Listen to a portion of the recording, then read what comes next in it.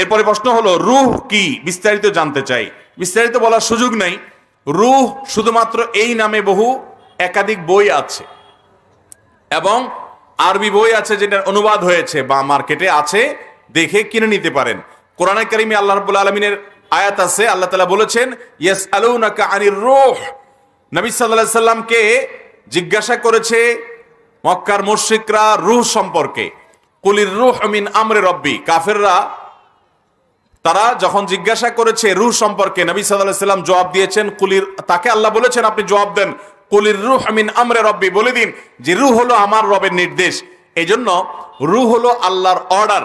আমাদের মধ্যে রূহ আসা মানে হলো আল্লাহর অর্ডার আসা।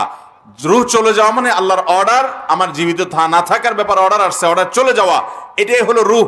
কোরআনে কারীমের ভাষ্য অনুযায়ী শুধুমাত্র এতটুকু। এর বাইরে আরো বিস্তারিত যদি জানতে চান তাহলে বই পড়ার জন্য আমরা অনুরোধ করব।